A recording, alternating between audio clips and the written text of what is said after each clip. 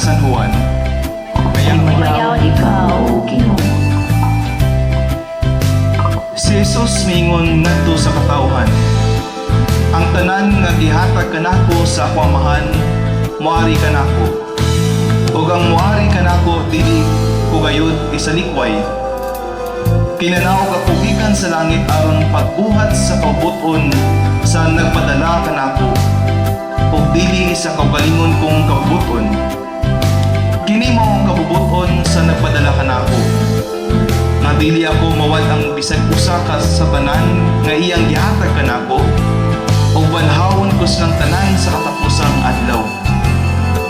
Kay kini mao ang kabubuton sa akong amahan.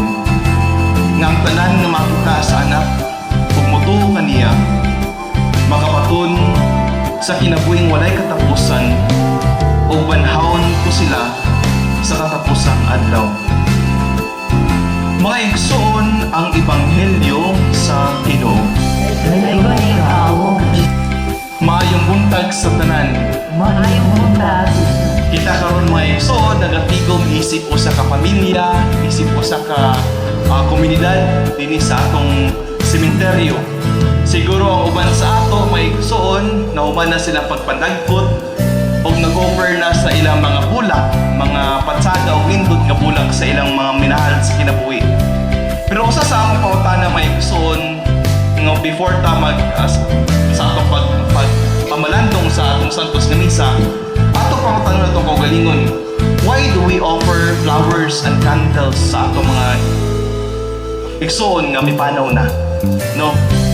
Traditional sa ato, isip ko sa Katoliko, no, uban sa ato nga mag-offer og suman, di ba? Or juice.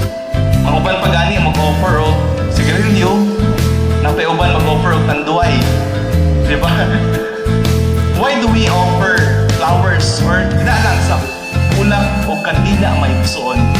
Siguro tungod kay tulong ka rason. Una, kay nahinumdum ta sa atong mahal sa kinabuhi. Ato silang nahinumduman. We remember them. Ikaduha, siguro because we celebrate.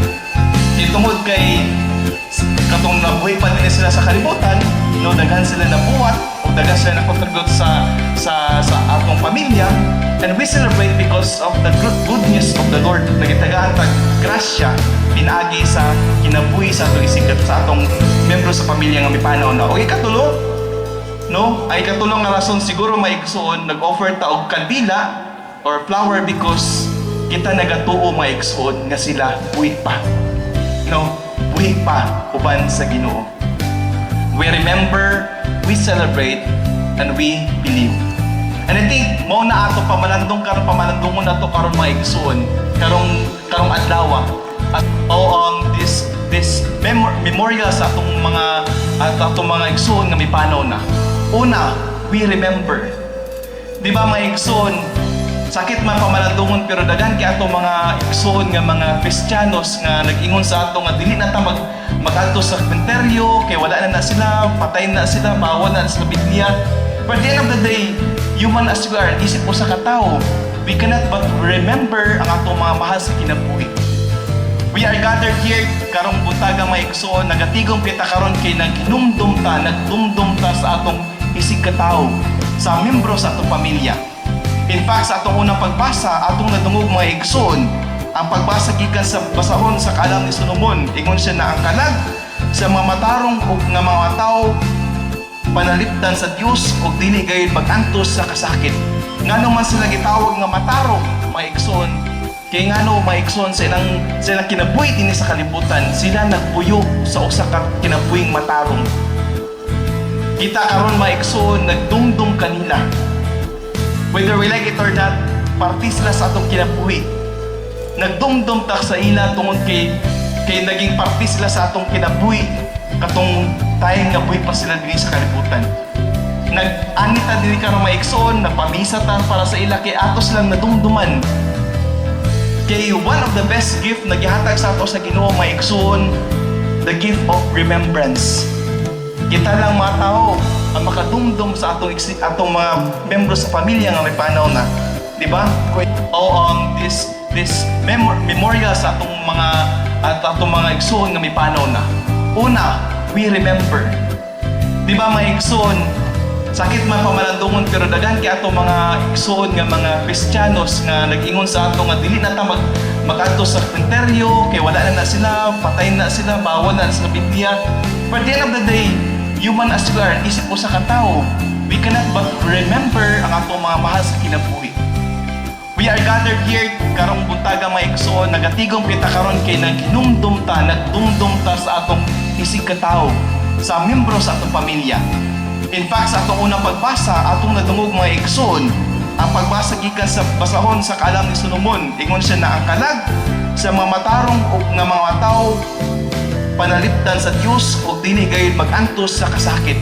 Ngano man sila gitawag nga matarong mga igsoon, kay ngano mga igsoon sa ilang kinabuhi dinhi sa kalibutan, sila nagpuyo sa usa ka kinabuhing matarong. Kita karon mga igsoon nagdungdong kanila. Whether we like it or not, parti sila sa atong kinabuhi. Nagdungdong ta sa ila tungod kay naging parti sila sa atong kinabuhi. Katong tayong nabuhi pa sila dinhi sa kalibutan. Nag-anita dili karon mga igsoon, nagpamisa ta para sa ila kay atos lang nadumduman. Kay one of the best gift na gihatag sa ato sa Ginoo mga igsoon, the gift of remembrance. Kita lang mga tao ang makadumdum sa atong mga membro sa pamilya nga may panaw na. Di ba? Mga unsa ni mga mananap, dili man sila kadumdum. Kita lang. That is the best gift that the Lord has given us. Naata din karon mga igsoon, nagatigom, kinagdumdum ta sa atong isig katao. Nag-offer ta kandila, kay nadumduman nato sila. Nag-offer ta og kanang sa ni siya kanang bulak kay nagdumdum ta sa ila. Busa maigsoon as we come together dinhi sa sa ni siya sa sementeryo, hinapunta nga atong i-reflect pud nato atong kaugalingon, no?